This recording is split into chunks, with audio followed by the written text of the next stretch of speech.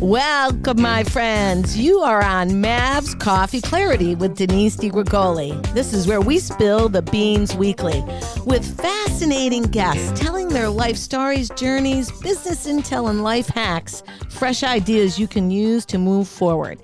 Ooh, I am so excited today, my friends. We've got Jane Condon in the house. Woo! This is not any old regular show because she came all the way up from Greenwich. Yeah. Wow. But I'm still a nice person. But you're still a nice person. All right. You know, here's the reality. We're two old Massachusetts girls. I know. Isn't Right? that crazy? Even though we're in Fairfield, Connecticut, trying not to be snobby girls. What? No, but on a serious note, I'm so honored. I mean, your credentials almost took my makeup off. And I got a lot of makeup on, okay? I said, oh, my heavens. And then I saw, like, NBC, The View, Fox. I mean, so many shows. And then you won She Devil. And I was like, wow, She Devil. We want to hear your story because you started off as a journalist and a teacher. I tried to go straight. I really did. You were trying to be straight. Welcome, Jane Condon, to the show. Yay. Woo! Thank you, Denise. Oh, my God. This Oh my is God. going to be so much fun. I've wanted to get to know you better ever since I saw some of your clips. Yeah, You're an old Massachusetts girl, I am. but I heard Brockton is a little rough. Oof, tough. Well, people get shot in Brockton. They do. But it's our way of What? saying hello. Shot up with Botox? No, that's Greenwich. Oh, that's Okay. Greenwich. Okay, I got the places screwed up. I like to say going away where I come from, going away means jail. Going away in Greenwich means rehab. So I was worried about fitting in. It was tough, but I got a black velvet headband. Yeah. And I got the lawn flannel nightgown. Yeah. You know, and then I was good to go. Yeah, we're good to go. Well, you look good to go, and I'm glad that you came in today on a Friday during the holiday week. There's already traffic, yeah. Yeah. Okay, but when you go South County later, it won't be that bad. Okay, so on this show, what we do, like we talked before we actually turned everything on, was we try to share some of our best ideas, and we spill the beans on what's going on because so many people need inspiration these days. They feel lost. And sometimes by just sharing your story, right, people can see themselves like, oh, that helped me get unstuck. I can't tell you how many people call me up. They're like, oh, my gosh, that person's story, like I'm working on something, and that little nugget, that little creative nugget. Yeah. Now, I run on coffee. Okay, like the best conversations I've ever had come over coffee. And I just feel like coffee brings me clarity. Of course, I've had like 92 cups before 6. Yeah. If you were a coffee blend, what would you be? Dark roast? Diet Coke. You'd be Diet Coke, not even a coffee. I don't drink coffee. Oh, my God. How'd you get on the show? I know. It's very hard. Okay. Tell us about your journey, though. Okay. You went from... So I started in Brockton. Okay, Brockton. I like to say we had a Holiday Inn with a big sign, have your next affair here. That's how I used to talk. Affair here, I don't care, not my sweater. Hey, douchebag. What town are you from? Western Mass. I'm a Western Mass girl. You're going to call me a farmer. I'm from West Stockbridge. Well, you know Stockbridge, home of nice. Norman Rockwell. Yeah. Right, so I grew up there. Yeah, it's nice. Brockton could take you. In a second, man. Someone said her high school basketball team played Brockton. They came out and the tire was slashed on the bus, and I said, "You're lucky all four tires weren't slashed." And I remember this was recently. I read that somebody set the mayor's SUV on fire, and I'm thinking, oh, the mayor has an SUV. I was just so happy. But great people there. I mean, really solid citizens, but it's just become a little more dangerous. Yeah. So how long did you live there before you vacated? 18 years. All right. Yeah. Me too. I left West Stockbridge at 18, went to the city. Where'd you go? I went to Wellesley College. That was like going from here to Uranus. It was Uranus? So far Okay. away. Yeah. No, it was so different. And then they teased me, so I had to lose my accent. That was sad.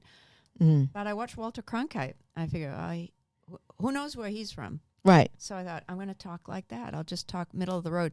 But when I get emotional, the kids know. Duck and cover. Mom's had it. Get the hell out of here because she's coming for you. I mean, yeah, it just... I try. I hope my boys are a little bit Brockton. I always think it's like my core. Yeah. You know, like I can show Greenwich. I mean, look at this. Look at this collar. Yeah, you got the pop collar. I see it. I'm a popper. Yeah. Yeah.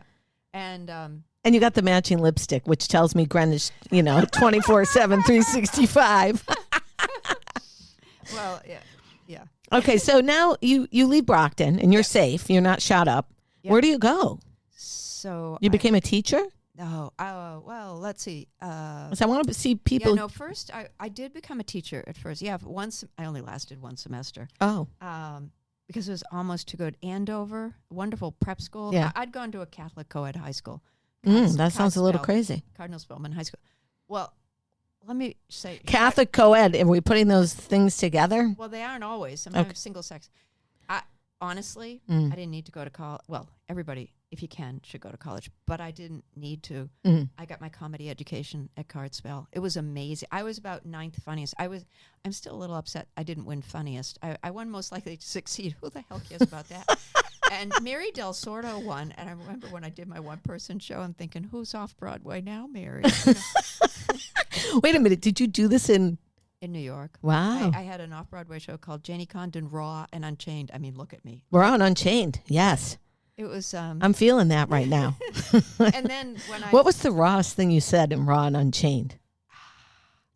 Let me see. Oh, wait a minute. I can come up with this. Okay, usually this is later in my act, and it's never done in Greenwich. Okay. Even Connecticut. You vet it out. It's a little. Yeah, you got to be a little. You can do it on Mav's Coffee Clarity. We're cool. You got to be a little bit out of town. We're in the vault. Okay, the vault. I'm trying to think how I set it up. I said that. Your kids will ask you the stupidest questions about sex. My son is 5, and he's your Mom, Dad, what's a virgin? I said to my husband, I got this. And then, honey, a virgin is someone from Virginia. So years later, same kid, teenager, he says, Mom, Dad, what's oral sex? Oh, my God, I almost dropped it. And I said to my husband, I'm Catholic. You take it. And my husband, to his credit, he sat that kid down and he told him the truth. He said, son, I wouldn't know. That is the cleanest oral sex joke you will ever hear. I used to just do it backstage, and all the girls said, what are you saving this for, Jane? Put it on stage. Nobody cares. Did people laugh? Because I think it's hysterical. I would have said, out of this face, it's oral sex. amusing. Isn't it a name in a town in Virginia? I don't know. So, okay. But you lived in Japan. Yeah. You were a journalist. Yes. Like, how does someone with all this credentials, even though we came from Brockton and Stockbridge, how do you get into comedy? And why? I know. Oh, well, desperation. I was the youngest of 4. I wanted attention. Were there boys, girls? What was the tribe like over there? Oh, in Japan? No, your family. Oh, my family. Oh, yeah. Okay. Dad was an FBI agent. Mother was a first grade teacher. Best first grade teacher ever. Wow. Let's see. We had a little alcoholism, a little mental illness. Who's with me on this one? Okay. So, I mean, I'm from an average American family, right? Right. So, well, with the FBI twist, let's be real. Yeah. Brother, sister, Jane. So I was just trying to get attention. I was at a dinner party and someone said, well, we'll give the guy that seat and we'll give him the bad seat. We'll give you the good seat. And I pushed over the good seat to the guy because I said, you don't understand. I'm just happy to be at the table with the grown-ups. I mean, my holidays were always kiddie tables, but I rocked a kiddie table. I bet you still rock the kiddie table. Rock a kiddie table. Like, people want to come to the kiddie table. Yeah. It's, but okay. I'm going to have a party just of kiddie table, I think. Oh, I think, yeah. Yeah. They're the best people. After what's been going on this week in my life, I'm going to be like, okay, yeah, kiddie table down. So. Japan. So I wrote a book on Japanese women. And you were speaking Japanese to me when you walked in. Anyway. Yeah. What does that mean? I speak a little Japanese, peta janakte, but I'm not fluent. I don't get to use this very often. I'm actually doing Duolingo Spanish because I have a Spanish daughter-in-law. Okay. Okay, good. So, anyway, Feliz Navidad. It's just... Right. Buenos Natale, Feliz Navidad. Let's keep it going. My husband, I'll often say things like, something odd fact about a movie star, and he's there, how do you think I'm there, honey? It's a trash can up here. Right. All over the board. If I didn't know better, I think you were a Gemini, like me. I'm actually a Taurus. Very loyal. Loyal, stubborn, and sexy. Not sexy. I must have been on the cusp of the next thing. 'Cause that didn't happen. Quite sexy. What's your birthday? Can you say May it? 10, sure, May 10. May 10. My grandmother was May 1. Such a fabulous Taurus. Oh, Taught me Tauruses everything. are wonderful. Wonderful. Wonderful. Are they comedians? Yeah, I guess so. She was pretty funny. No, my husband is May 18th. Oh, no. Okay. He didn't get the funny. Does he appreciate your funny? Well, I think he is actually proud of me. The boys are great. I don't have to worry about them at all. I actually get self-conscious when I do it in front of him. I do a New Year's Eve show, and I am one person with him and his friends, and I really lead a double. Sincerely, I lead a double life. Like with you, I can really be the Jane. Yes. No, it's not. But anyway, so back to the Japan thing. I wrote a book on Japanese women. I came back. I'm surprised they allowed that. Well, they didn't have a choice. They actually liked it. Really? I sold out in the Japanese translated edition. Okay. We're going to put that in the show notes so you can see Jane's book. Well, that was my last gasp as a responsible person. I really tried. But then the fun part was talking about it. Okay, so now I have an audience. And I said to them, you think Japan is a foreign country? You should try living in Greenwich, Connecticut. That's a foreign country. Yes, that is. It is a foreign country. I lived there for a while. It was a shock to me. It took me about 2 years to find my friends. And then someone said something so wise. She said, you know what, Jane? There are no snobs. There are only insecure people. That really helped me. Right. That are shot up with all kinds of chemicals and they look plastic. Well, I'm actually writing some new stuff about Greenwich. Let me see if I can remember it.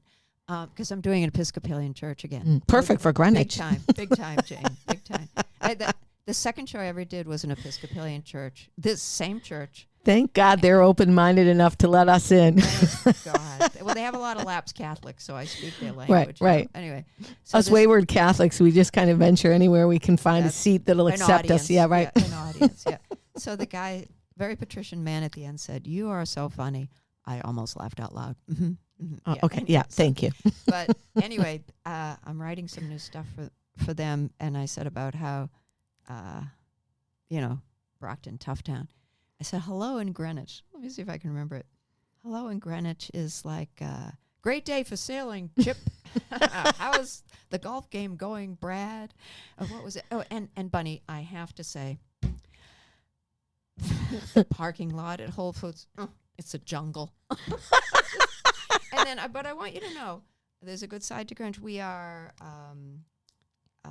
tolerant and diverse because, like the people with the BMWs, they wave to the people with the Teslas who nod at the people in the Benzes. I mean, it's all good. We all support each other, So. Especially at the valet line. Yeah. But I do actually, now I've begun, once you find your friends, and there are wonderful people, and we're actually very diverse, 24 languages spoken at our high school. People think we're white bread. That's Darien. Right. It's really it's a mix of rich and poor. Right. I know that because I had a house over in the Chickahominy area. Oh. Right. Ooh, should we say that live online? For many years. I love Chickahominy. Oh, gosh. I'll tell you a quick story. We had a rental property there. And, a lot of the stonemason work was done by Italians. That is what Coscob and Chickahominy are known for. And right. Greenwich is... and red sauce. I'm looking at a great stone wall outside your window. But drywall. Right. You don't want the concrete ones. So we had this rental apartment, and I was a much younger lady then, and we were showing it to a potential tenant, and there was like a little stone, loose on the step. And the proposed applicant was like, well, you know who made those wops. And I was like, did you not hear the vowels in the end of my name, sir? Oh, my. Did you think I was just the rental agent? Ooh, yeah, ouch. But you know what? It's some of those experiences, like I tell my daughter when she gets miffed at those stories, it's like you've got to show up and be the beacon of light in the neighborhood. You can't get your hiney out over that. That's right. You got to prove that shit wrong. Ooh, now I'm going to say, friends, we tape live. I do not edit. You know why? Because it's real coffee with a friend. So if anybody happens to actually burp or just say what I said, it's in, Jane. Oh, great. I'm not taking it out. Oh, yeah. This is live. We'll be you, just not pee you.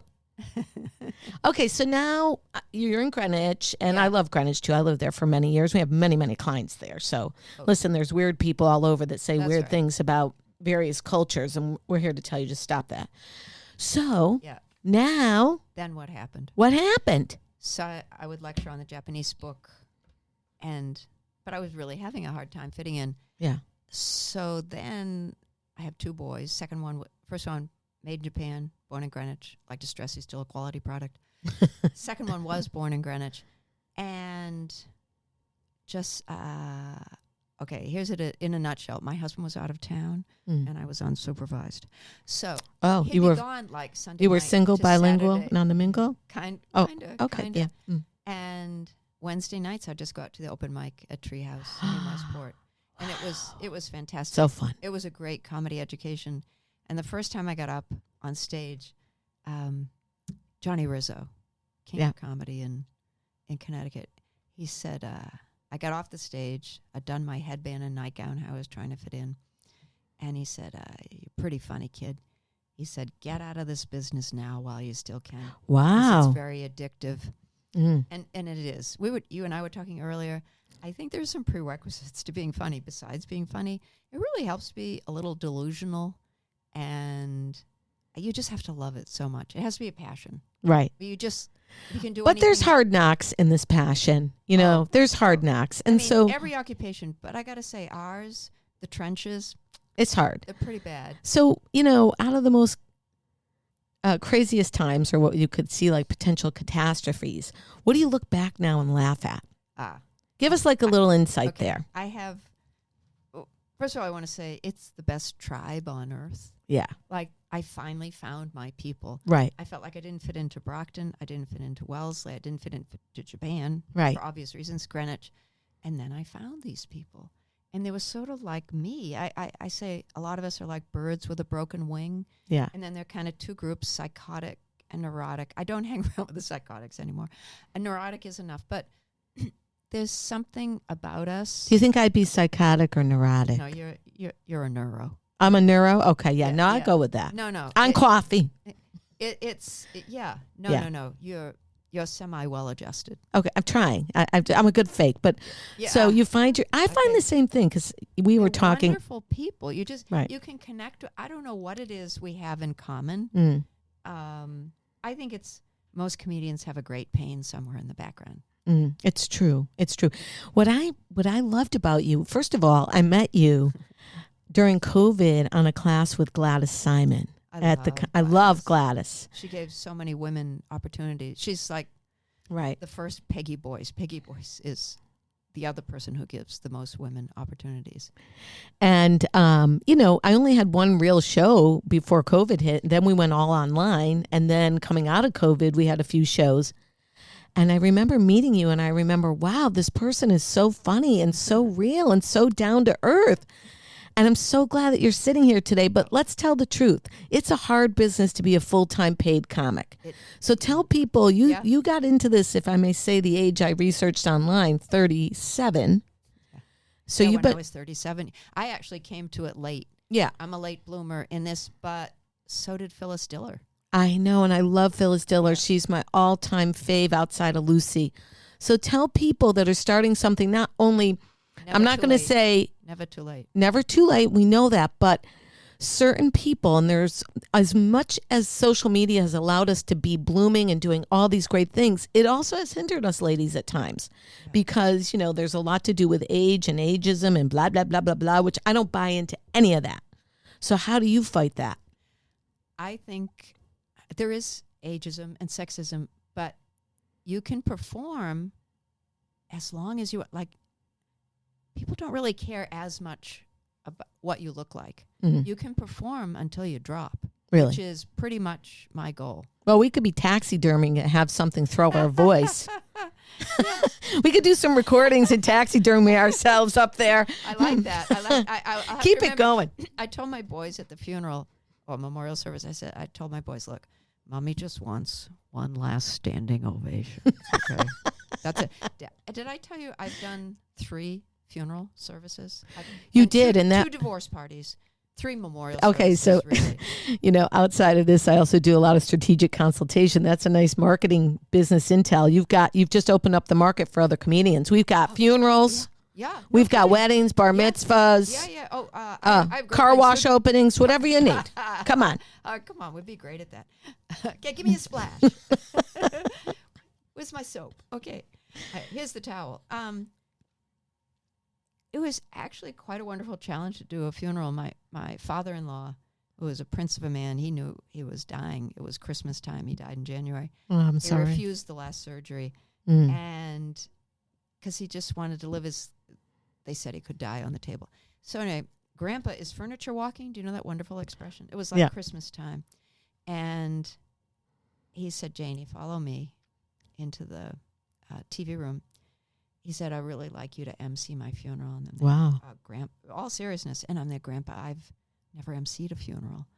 And he pulls out from behind. He had a binder. He was an engineer, so very organized man. He said, this is where the 2 bars are. Not cash bar. They're going to be free, Janie. Okay. And then he told me the order. First son would speak. Last son would speak last. The grandchildren in between. And I said, well, look, Grandpa, if I'm going to do this, and I'm honored that you would even ask me, I'm going to ask the grandchildren. I'm not going to require anybody to do it. It's a very tender thing, and some people get scared. Fortunately, they all said, we'd love to do it, Aunt Jane. Mm. And they were all great. 3 out of the 4 told the same story. Grandpa used to, it was between ages 5 and 10 for all of them, take them out in the old, what's that paneled station wagon called? There's a something master. Anyway, long station wagon. He's there. And don't tell Grandma. And he would teach them how to drive. Oh, my God. I had the same experience. Oh, what a wonderful. See, us Massachusetts people, we stick together, man. And we know how to have fun. I mean, we may cause a few car crashes, but, by the way, when you grew up, did you use blinkers? I really didn't use blinkers. We didn't use blinkers. We didn't use seat belts. My mother would be driving, smoking her cigs, putting her mascara on. We'd be flip-flopping in the back. I'd fly out the window. Yeah, whatever. Nobody would even notice if you fell out of the car. Anyway. But it's so You're still here? Yeah, I know. It was, and you'd be looking, you'd have the car so long, it'd be like a Flintstones car. You could see the pavement. Right. Well, yeah, for sure. But I remember one time I was backing out of the garage and I took off my husband's side view mirror. And he said to me, Jane, and I'm there like, oh, honey, who uses that mirror anyway? Up in Massachusetts, those mirrors are for sissies. If you can't drive without, a mirror, you can't drive. But and then he said, please, once, could you just try it? And I'm like, oh, these are actually really helpful. They actually, Massachusetts people set in their ways, but you don't seem to have an accent much either. Well, because I left at 18, I went to school in New York City, and I lived in Greenwich for a while. Did you get teased? I was homogenized. Oh, they still say they can hear me say quarter, but I don't think so. And then some of you Bostonians will tell me that I do sound like a farmer. I guess, whatever. So. How I feel about it is when I have to put it on, I put it on. Yeah. I reserve it for special times. I actually can't control it so much. It comes up when I'm emotional. And yeah, wouldn't that make sense? It's our first language. Right. Well, mine is swearing. So that's what comes up for me. Then I have a swear jar that has so many coins in it, I can't tell you. What's the going rate? The going rate, well, my daughter charges me $1. Oh. Yeah, listen, I got to talk to her. I'm broke ass poor. A quarter is all you're going to get is a quarter. No, that my family used. I have sympathy with you. True story. My family used to pay me to be quiet. Really? I was a real chatterbox, and my dad would say, "Janie, you could talk a dog off a meat wagon." My father used to call me the telephone operator, and still does to this day. And I bet you Ava and Troy would love to duct tape my mouth. They're like, really? You're up at 6 o'clock talking? How many coffees have you had? I'm like, I've had a half a day already, people. Get on the bus.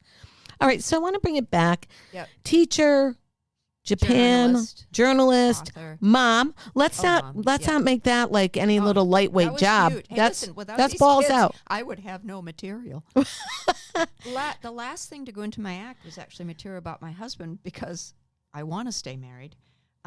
Yeah, and you've got some funny ones about him. Thank you. And well, there's more coming. I've been writing, but I think he's a little more sensitive. The boys, they don't get. They keep track of who's got the most jokes about them. Okay. What was the one about my older boy? Since he's home right now, I said he graduated from college where he majored in religion. Yes. Religion. Shoot me now. So the job offers are just pouring in. I love that one about you. I've heard you say that so fun, and it's so funny. I just posted on Instagram, and it got a lot of likes. It was that was nice. My Brockton stuff actually got the most. I like social media. Do you like? It takes time. I do Instagram and TikTok. What do you do? I do TikTok and Instagram. To be honest, I spend a lot of time on the mic. I just hired an assistant earlier this year, so we can become a little more consistent.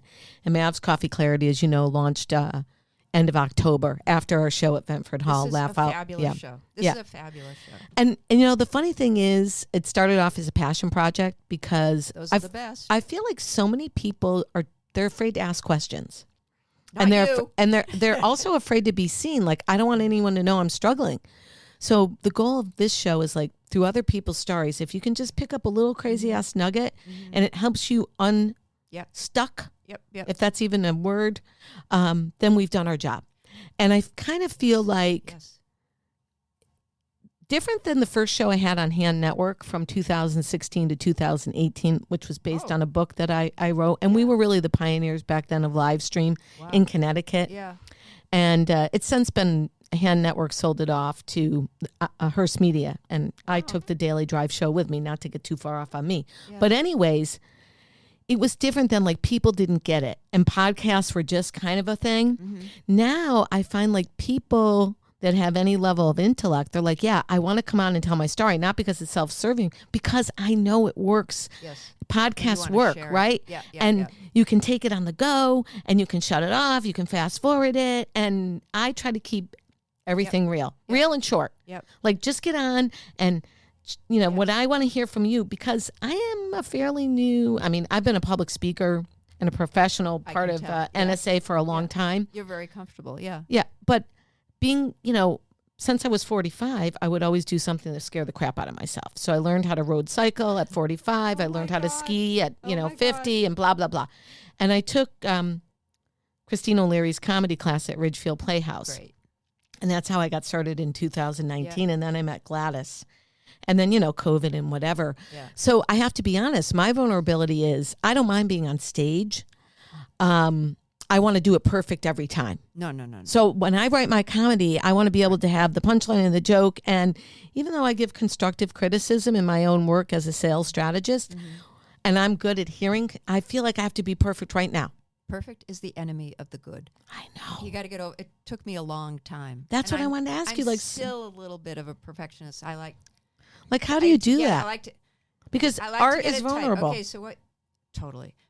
You think of a new joke, you kind of workshop it with friends. You can call me up anytime and say, how does this sound to you? And sometimes I have 2 comedy buddies and I have 2 civilians who I call all the time. And then when I go, these holiday parties are great. I'm trying out all my new material. It was a great time to write new stuff. Right. And you don't always take their advice. Right. But it's like you're workshopping it. Mm-hmm. And so you got to be open to collaboration and feedback. And like, you're going to bomb. If you're not willing to bomb, don't even try it. Seriously. And I don't like to fail. And I think it's a woman thing too. I don't like to, nobody likes to fail. Who would like to fail publicly? Can I tell you my bombing story? Oh yeah, because that was on the list to ask, like, how does she double bomb?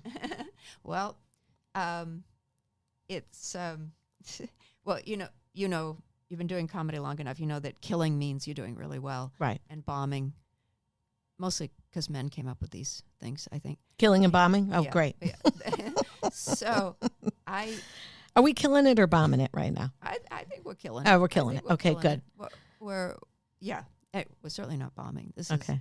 Is, but you have to get comfortable with bombing, and you just dust yourself off, back on stage. And that's why it's good to perform a lot, because inevitably there'll be a little dip. You're not perfect for every audience. You try to do the universals so that you can get them, but... What's your niche? I'm an uptight Connecticut mom. Boom. Boom. Show's over. Yeah. That's my niche. Episcopalians, the upper half of 1%. Let me see. I'm a clean comedian. That actually makes it harder. Yes, I it does. would actually say clean-ish, because I can tell if you can do sex jokes, but you do it with double entendre. Right. And which actually takes a little more to write, and that was good advice I got early on. It's like you'll stay in the work ring longer if you're clean. Oh, totally. And that's And that was one of the prerequisites of the quarterly shows we're going to do up in the Berkshires, was the board wanted fairly clean. Semi-clean. Yeah, Semi-clean. Yeah. And what you do with that actually is, I had a girlfriend, the first divorce party I got asked to do, Maureen Langan, who was just on America's Got Talent last summer. She's very good. But she is a little more high energy and out there. Right. Than I am. So we used to swap, would take turns. Because I feel like if I do the show myself, it's just a show. If I bring a friend, it's a memory. Right. So we did this divorce party together, and that's when I am cleaner. Also, I was the local girl. It was in Rye, and I live in Greenwich next door. And so I opened it up, and I'm clean, and then I get a little more. I do my physical at the end. I have one or two vagina jokes. Okay. Don't tell. No. Okay. And then she just took it off from there. But it was like I broke them in. You were the liftoff. Yeah.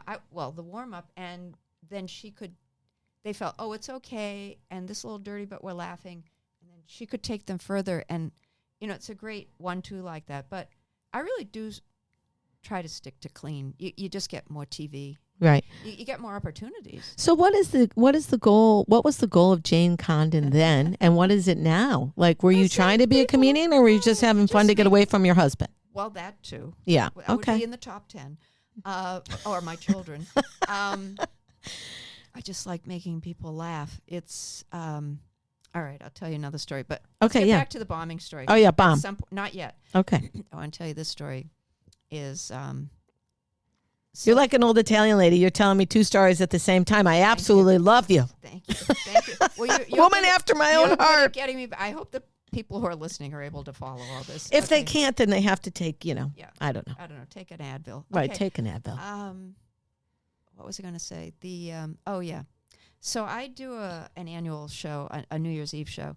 It's a group of families. It's 1,000 people, and we do the year in review, song parodies, Right. and I do the stuff in between, Mm-hmm. jokes. I'm actually writing it now, and after one year, Senator.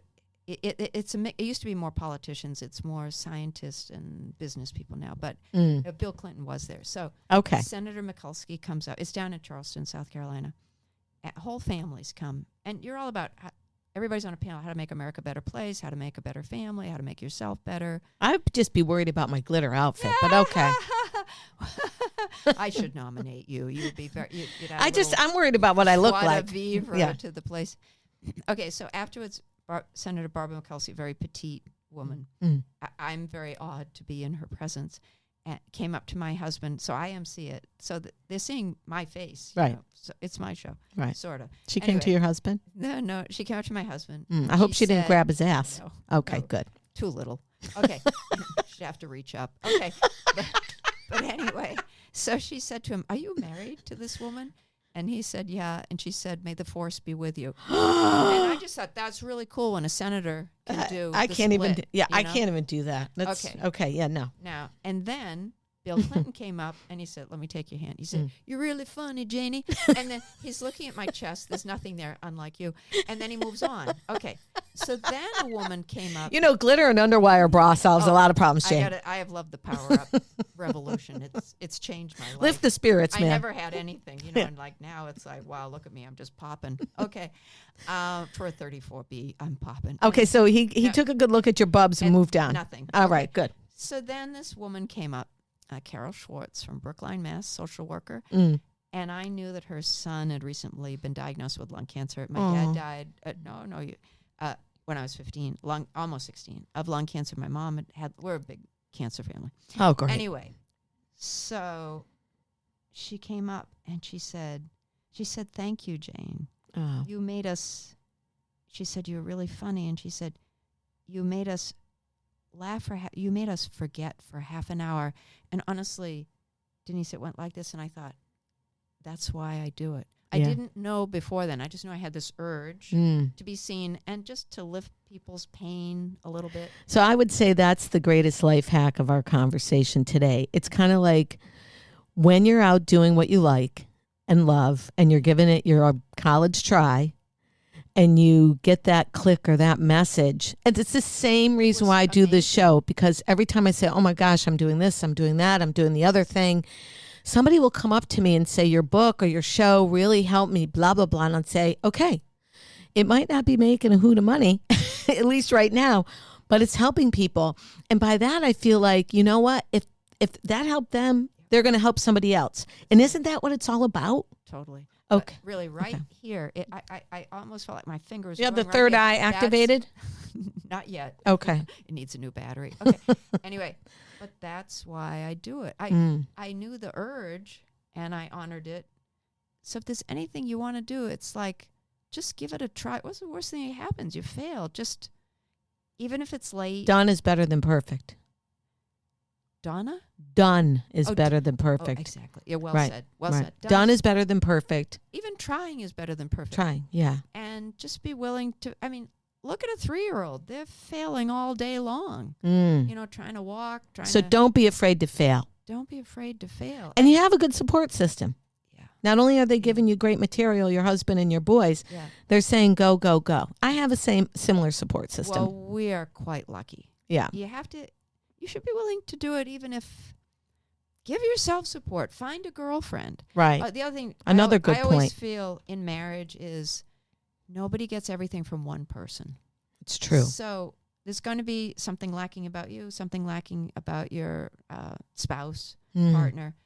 And you have girlfriends or guy friends or gay friends, or just, you just make a balance, because nobody's going to give you everything. If you're looking for that. I needed to hear that today. Well, you're not going to. Well, your guy is great. I saw a picture of Mr. Buffo. He's pretty good. He set up the mics. I love this man. Yeah, he made sure your mic was adjusted for today. Oh, look, he put this little crazy piece of tape here. Yeah. No, he's a good. He's a keeper. He's a keeper. Wait, I also. Okay, my favorite joke I think I've ever written was same-sex marriage. What's the problem? My husband and I have had the same sex for 45 years. I've been doing that since like 26 years. And I get to laugh every time. Well, I was happy to see the Pope just blessed same-sex couples, and they're not giving it a sacrament yet, but it's a step in the right direction. So good for Pope Francis. Well, right. He's been having the same sex himself for all these years. Oh, did she just say that? Oh, Madonna mia. Oh my God, the thunderbolts. 2 thunderbolts are coming down from the sky right now to hit Denise and Jane. I'm just an accomplice. Okay. But I was, honestly, I love the gay comedians. They have their own, they're wonderful. Well, everybody's. I've met so many wonderful people in comedy, including you. My grandmother would say, and my great-grandmother, that anybody that worked could sit at the table. And that was anybody. If you worked, she was feeding you. If you didn't, she didn't. And I'm kind of the same way. Oh, I love that. Now, listen, I could go on for 2 hours, but we told everybody that we tape live and we go to about 36 minutes. So guess what?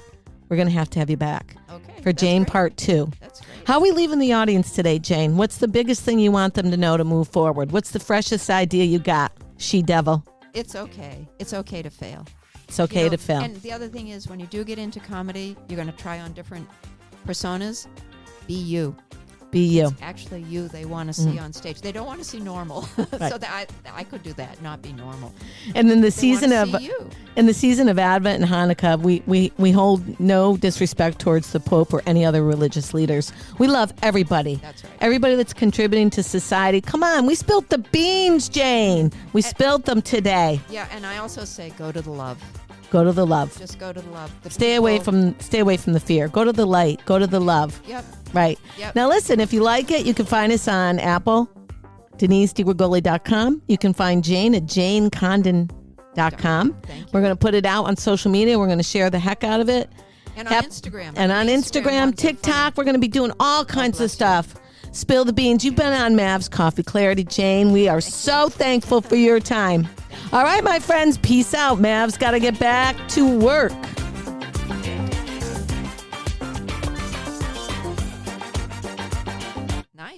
Nice. That was fun. That's that. I kept getting off topic.